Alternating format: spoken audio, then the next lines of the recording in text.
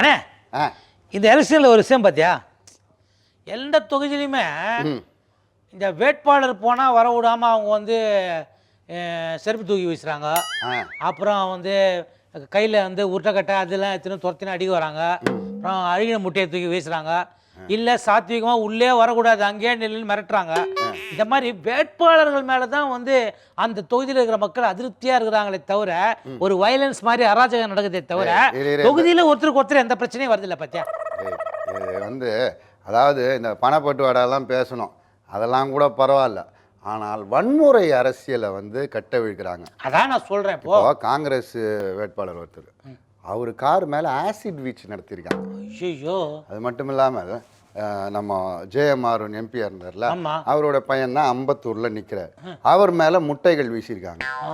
அதை விட திருப்போரூரில் நம்ம பம்பர கட்சியில் நிற்கிறார் மல்லை சத்யா அவர்கள். அவர் வந்து ஒரு நல்ல டீசன்ட் பாலிட்டிஷியன்.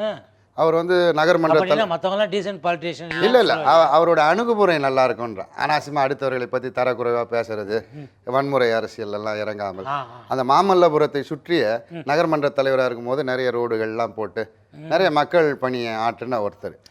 அவரை தானே தெரியும், நான் தான் மாமல்லபுரம் தான் போயிட்டு வந்திருக்கேன். அவரை அறிவாள் கொண்டு தாக்க வந்திருக்காங்க. அது 2 தடவை அவர் மேலே தாக்குதல் நடத்தியிருக்காங்க. இந்த வன்முறை அரசியல் வந்து ஏன் இப்படி வளர்க்குறாங்க?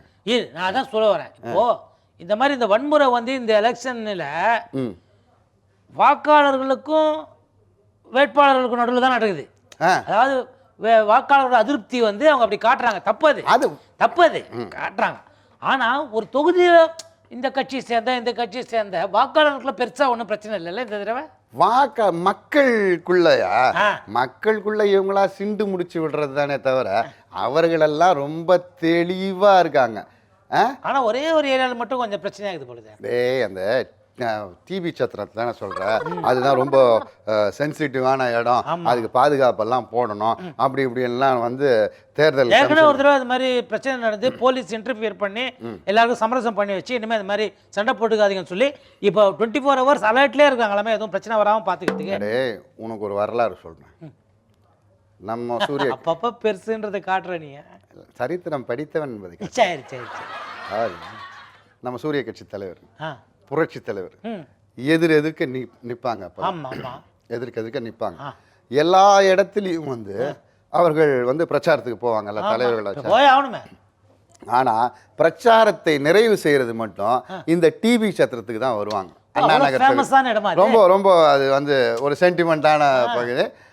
அந்த பக்கம் புரட்சி தலைவர் 5 மணி வரைக்கும்னா அவர் பார்த்துக்கிட்டு அந்த கரெக்டாக அந்த கார்னரில் அவர் அங்கே அவருக்கான கூட்டம், அவருக்கான அதிமுக தொண்டர்கள் எல்லாருமே அங்கே இருப்பாங்க. இந்த பக்கம் மூத்த தலைவர் இவருக்கான கூட்டம் இது இருக்கும். 2 பேரும் கரெக்டாக 5 மணிக்கு அதே அண்ணா நகர் தொகுதியில் பிரச்சாரத்தை நிறைவு செய்து விட்டு வீட்டுக்கு போவாங்க. இதில் தலைவர்களுக்குள்ளேயும் காழ்ப்பு இல்லாமல் அந்த தொண்டர்களுக்குள்ளேயும் காழ்ப்பு இல்லாமல் என்ன பேசினார் உங்கள் தலைவர்? எங்கள் தலைவர் கலக்கலாக பேசினார், எங்கள் தலைவர் கூட தான் நல்லா பேசினார், இந்த தடவை அவர் தான் ஜெயிப்பார் அப்படின்னு நட்பு ரீதியாக 2 பேரும் டீ கடையில் நம்மளை மாதிரி உட்காந்து டீ சாப்பிட்டுட்டு போன காட்சிகள்லாம் உண்டு. அவ்வளோ அருமையான இடமா அது. ஆமாம். ஆனால் இப்போ என்னடான்னா கருப்பு கொடி காட்டினா கம்பு எடுத்து அடிக்க வராங்க, கார் எடுத்து ஏற்ற வராங்கன்ட்டு மக்களை ஆதாயத்துக்கு மூட்டி விடுறதான் நினைக்கிறேன். அதான் இந்த பின்னாலிருந்து இயக்குகிற வன்முறை தூண்டுற மாதிரி பேசுகிற சில 4ஆம் கட்ட பேச்சாளர்கள்லாம் இருக்காங்க. அவங்கெல்லாம் இந்த தேர்தல் வன்முறை இல்லாமல் அமைதியாக அழகாக நடக்கணும். ஒரு நல்ல ஆட்சி, அடுத்த ஆட்சி எந்த ஆட்சியோ, தொடர்கிற ஆட்சியோ இல்லை புது ஆட்சியோ, மாற்றத்துக்கான எந்த ஆட்சியாக இருந்தாலும் அந்த ஆட்சி பீடத்தில் அரியணையில் உட்கார வைக்கும், அமைதியாக நடத்தணும்னு நீ சொல்றியா? நானும் தான் சொல்கிறேன். ஆனால் ஊருக்குள்ள ஜனங்களும் அப்படி தான் பேசிக்கிறேன். நான் என்ன சொல்கிறேன்னா, இந்த மாதிரி அதிருப்தியான வாக்காளர்களே வர வேட்பாளர்கள் மேலே ஆயுதங்கள் கொண்டு தாக்குறது வேஸ்ட்டு. இந்தியா ஜனநாயகம், நம்ம வந்து விடுதலை வாங்கின போதே நம்ம கையில் ஒரு பெரிய ஆயுதம் கொத்துக்கிறாங்க. அந்த மாதிரி ஆயுதம் எல்லார்கிட்டே இருக்குது. Voting right. அந்த ஓட்டிங்கிற ஒரு ஓட்டு போடுற உரிமை இருக்குதே, அதை விட ஒரு ஆயுதம் ஓணுமா? உனக்கு பிடிக்கலையா? வச்சுக்கோ, அந்த ஆயுதத்தை வச்சுக்கோ. வா போ, அங்கே போய் அதிருப்தியை காட்டு. அதை விட்டுட்டு இப்படி பர்சனலாக ஒருத்தருக்கு அடிச்சுக்கிறது நல்லா ஆகுது. நல்லா இல்லைன்னு நீ சொல்கிற. நானும் சொல்கிறேன், ஊருக்குள்ளேயும் பேசிக்கிறாங்க. நேத்தெல்லாம் தூக்கமே இல்லடா, கண்ணெல்லாம் அப்படியே சொருவுதுடா. ஏன் ஆனவுன கரண்ட் கட் பண்ணிடுறாங்க. ஐயோ இது பாரு, ஒரு எங்கள் வீட்டாண்ட என்ன ஆச்சுன்னா ஒரு வாரத்துக்கு முன்னால் வருஷம் 3 நாள் கரண்ட் கட் ஆச்சு. இப்போ நேற்று கரண்ட் கட் ஆகல. சரி நானும் உட்காந்து டிவியில் உட்காந்து படம் பார்த்துலாம் இருந்தேன்.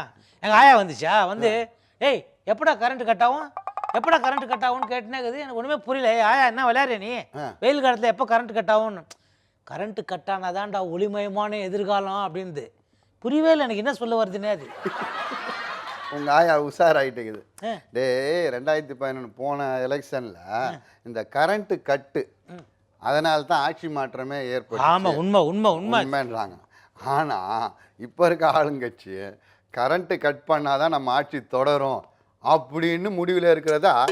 கரண்ட் கட் பண்ணா கடுப்பு தானே ஆகும், கோவம் தானே வரும். அடே அங்கங்கே கரண்ட்டை கட் பண்ணிட்டு இருட்டில் இருக்கும்போது கட்ட கட்ட கட்ட கட்டன்னு கவர் கொடுத்துட்டே போகிறாங்க. உங்கள் ஆயாவும் கவர் வாங்கியிருக்கு போல இருக்கு. ஆக போன ஆட்சியில் கரண்ட்டு கட்டின ஆனதுனால அந்த ஆட்சி போச்சு. இப்போ ஆட்சியை தக்க வைக்கிறதுக்கோ இல்லை மறுபடியும் மீண்டும் ஆட்சியை பிடிக்கிறதோ இந்த கரண்ட்டு கட்டு அங்கே இருக்க அதிகாரிகளை கைக்குள்ளே போட்டுன்னு இந்த பெரிய 2 கட்சிகளும் பண்ணுறாங்களோன்னு நீ சொல்றியா? ஊருக்குள்ள பேசிக்கிறாங்களா? தேர்தல் கமிஷனில் கூட இதை பற்றி கம்ப்ளைண்ட் போயிது போலுதா? தேர்தல் கமிஷன் நாங்கள் என்ன சொல்ல முடியும்? நாங்கள் மின்சார வாரியத்துக்கிட்ட கேட்போம், என்ன விளக்கம் கேட்போம். அவங்க விளக்கம் கொடுத்தா அதை தான் வாங்கி வச்சுக்க முடியும். கரண்ட்டு கட் பண்ணாதீங்கன்னு எப்படி சொல்ல முடியும்? ஏன்னா டெக்னிக்கல் ப்ராப்ளமாக அவங்க சொன்னால் நாங்கள் என்ன பண்ண முடியும்னு அவங்களும் விழி பிதுங்கி நிற்கிறாங்களாம். ஜனங்களை பொறுத்த வரைக்கும் என்னன்னா, ஒரு வாரம் ஃபுல்லாக கரண்ட் கட் ஆனால் பெட்டர்னு நினைக்கிறாங்க இப்போ. ஏன்னா ஒரு நாள் ஒரு கட்சி வந்து இருட்டில் பணம் கொடுத்துட்டு போவாங்கல்ல. வாவிகளா, ஏய் கரண்ட்டு கட் ஆனா வாசலில் வந்து நின்று கை நீட்டி கவரை வாங்காமல் கரண்ட்டாக கட் பண்ணுறீங்க, நாங்கள் உங்கள் பவரை கட் பண்ணுறோன்னு சொல்லி மே 16ஆம் தேதி நீங்கள் வாக்குச்சாவடிக்கு போய் நிரூபிக்கணும்னு நீ சொல்கிறியா? எனக்கு ஏன் ஊருக்குள்ளே பேசிக்கிறாங்க. அதெல்லாம் ஊருக்குள்ளே பேசிக்குவாங்க. ஆனால் என்ன நடக்குதுன்னா, தேர்தல் அதிகாரிங்க வந்து பூத் ஸ்லிப் கொடுக்குறாங்கல்ல, இந்த பூத் ஸ்லிப் வாங்கும்போதே இது மட்டும் கொடுக்குறீங்க, இது கூட தானே பணமும் கொடுப்பாங்கன்னு வெள்ளந்தியா நம்ம மக்கள் கேட்குது. இதுக்கு என்ன சொல்கிற நீ? தேர்தல் அதிகாரிங்கிட்ட கேட்குறாங்க. அதாவது இதை ஒரு நடைமுறையாக ஆக்கிட்டாங்கடா. அது வந்து பணம் வாங்கின்னு ஓட்டு போடலாம், அது ஒன்றும் பெரிய பிழை இல்லைன்ற இந்த அடிப்படை அறிவு கூட பாவம் கிராமத்து மக்கள் அப்பாவி மக்களுக்கு தெரியல. இதை ஒரு மிகப்பெரிய பிரச்சாரமாக அடுத்த தேர்தலுக்குள்ளே எடுத்துகிட்டு போனோன்னு நாம் 2 பேருமே சொல்கிறோம், ஊருக்குள்ளேயும் பேசணுன்றதை பற்றி. அதான் நேயர்களே, நம்ம நிகழ்ச்சியை நிறைவு செய்வதற்கு முன்னால் அடுத்து வரப்போறது நீங்கள் ஆவலுடன் எதிர்பார்த்து காத்து கொண்டிருக்கும் பேரட் பஞ்ச். பேயிங் கெஸ்ட் கேள்விப்பட்டிருப்ப. ஆமா, இப்போ நான் பேயிங் கெஸ்ட் வந்திருக்காங்களாப்பா. நான் பேயிங் கெஸ்ட் என்ன பேரட்? ஆமா எஸ்டிஜி, நிறைய வேட்பாளர்கள் தங்க சொந்த ஊரை விட்டுட்டு வேற தொகுதியில போட்டியிடறனால தங்களுக்கு நம்பிக்கையான அவங்க ஊர் ஆட்களை கூட்டிட்டு வந்து இங்க பிரச்சாரம் பண்ணிட்டு இருக்காங்களாம். ஆனா எலெக்ஷன் கமிஷன் 14ஆம் தேதியோட எல்லாரும் அந்த தொகுதியை விட்டு போயிடணும்னு சொல்லியிருக்கனால அவங்கள எல்லாரையும் கட்சிக்காரங்க வீட்டுல அவங்க சொந்தக்காரங்க மாதிரி தங்க வச்சிருக்காங்களாம்ப்பா. அது நான் பேயிங் கெஸ்ட்னு நீ சொல்ற, because you are after all parrot G.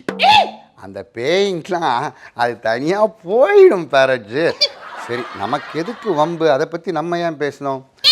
நேயர்களே, மீண்டும் அடுத்த நிகழ்ச்சியில் உங்களை சந்திக்கும் வரை உங்களிடமிருந்து விடைபெறுவது Easter ji and parrot G.